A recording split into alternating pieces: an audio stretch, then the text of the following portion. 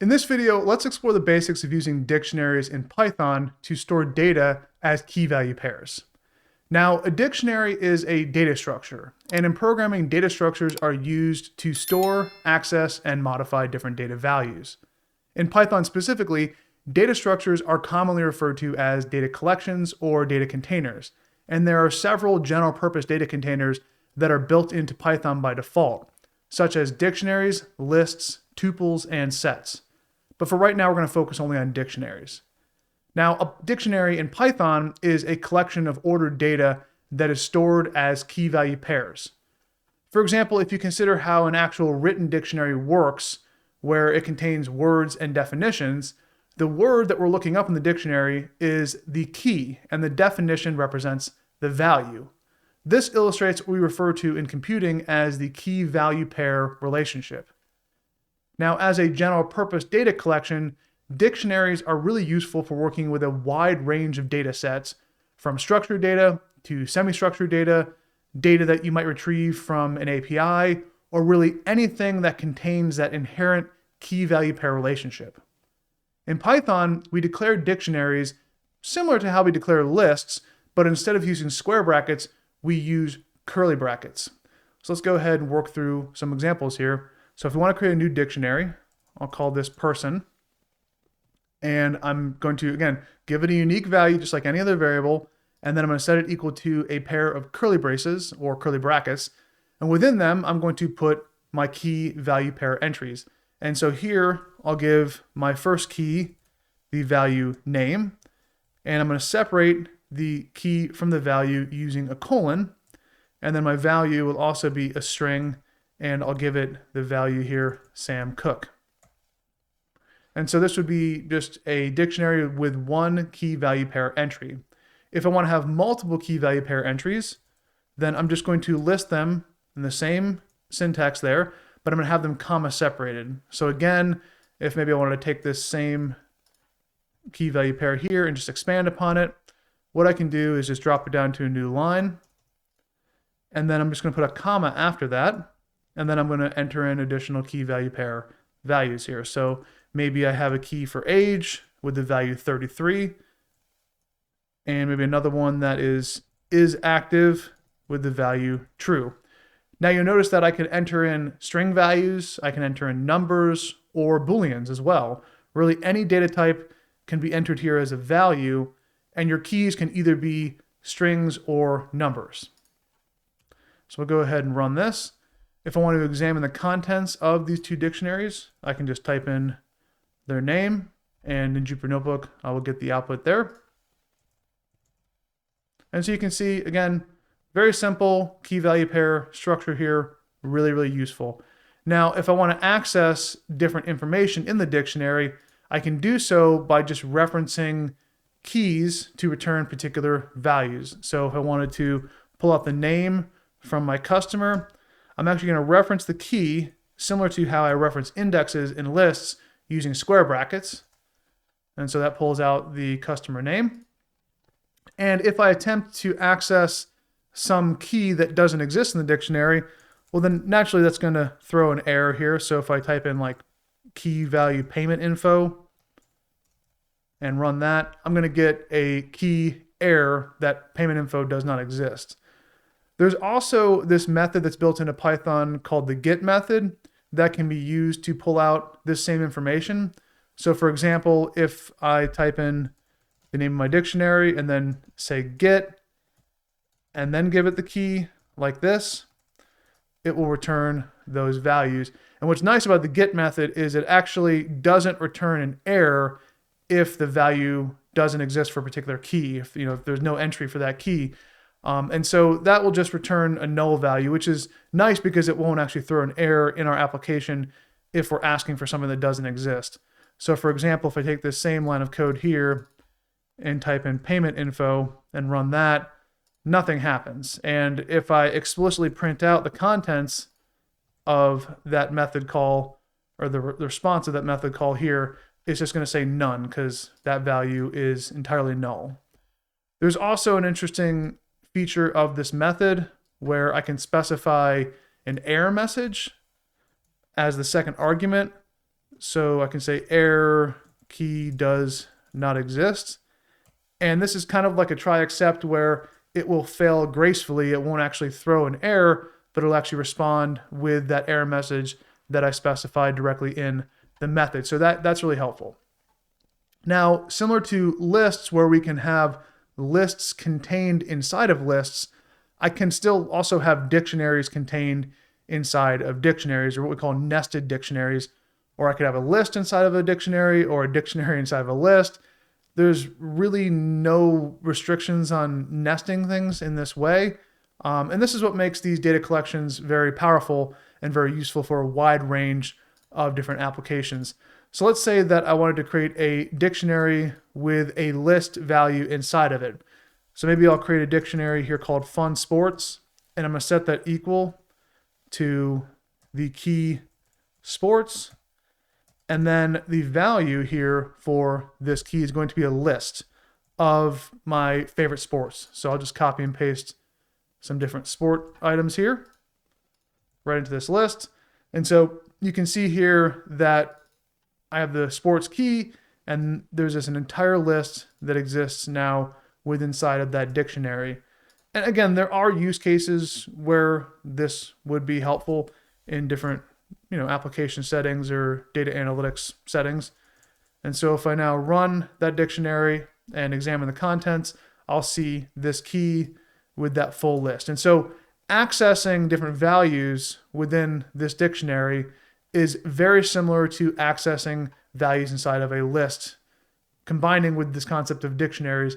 So for example, if I reference the dictionary, obviously that's going to print out the whole thing like we just did. But if I specify just the sports key, then it's just going to return the value that exists at that key. And if I want to go even deeper and return a specific value from the list, then I reference it just like I would any other item in a list using my index location value here. So if I type in 4 here, that's going to be the 4th position, which recall that in Python and most programming languages, values are 0 relative, indexes are 0 relative. So here baseball is index 0, football is 1, 2, 3, and 4 is golf. So that's why when I reference the Fun Sports Dictionary, the sports key, and the 4th index, I return the value golf. Now, I can also store a dictionary within a list if I needed to. So for example, let's say that I created a list called color list, and I just had different color values here. So maybe I have a value red and then green, and again, these are just strings.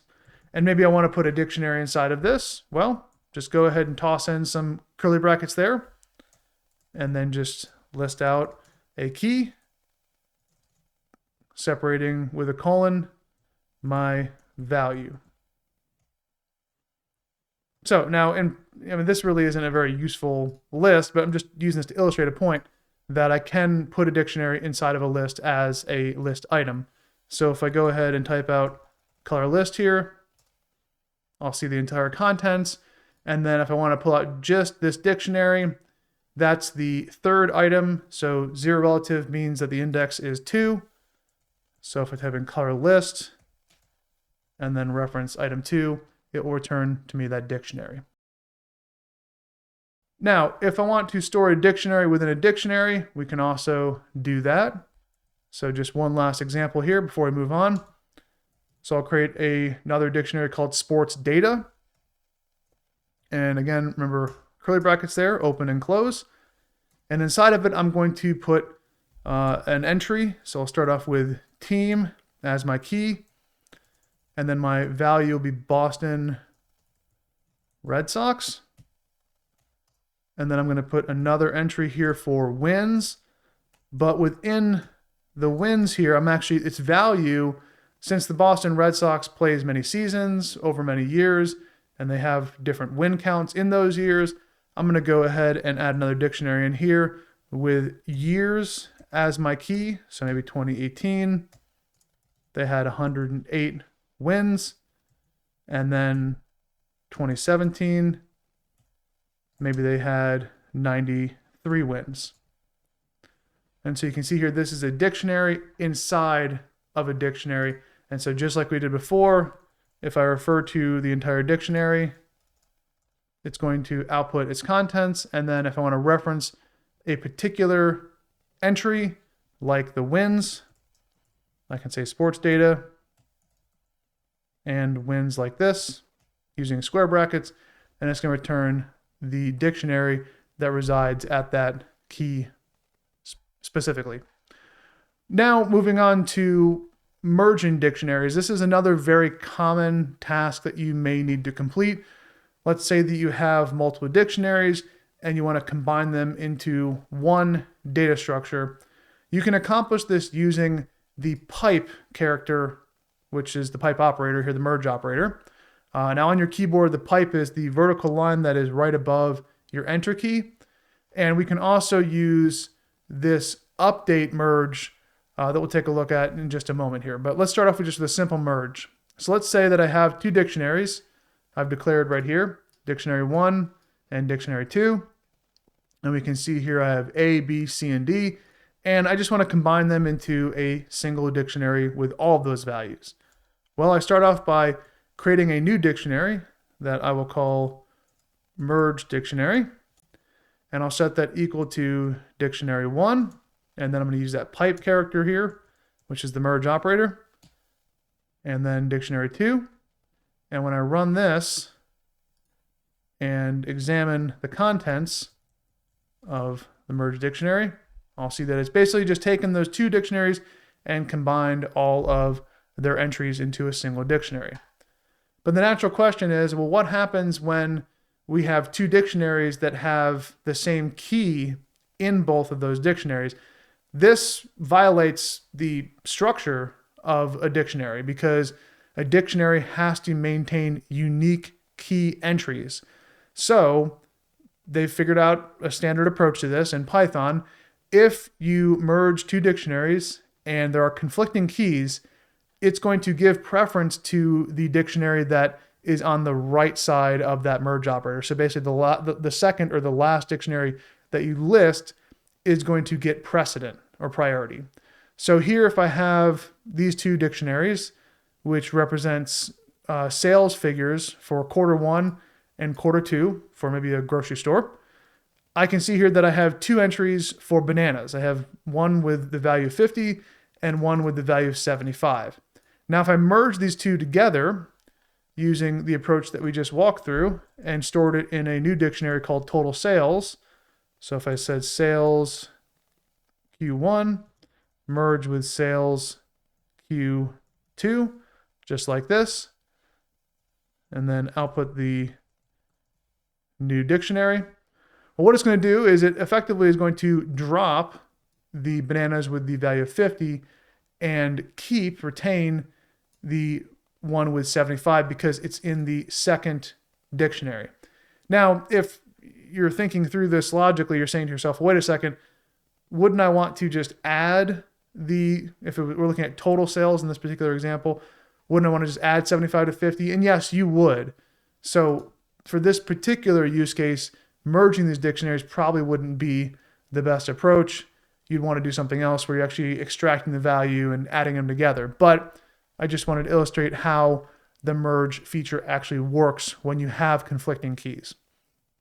Now, finally, if you don't want to create a brand new dictionary, but instead you want to add the contents of one dictionary directly into an existing one, then you can use the in-place update operator where you use that pipe character and then you put equals after it, and that'll go ahead and just merge in one dictionary into another. So for example, let's say that I have this dictionary here called profile.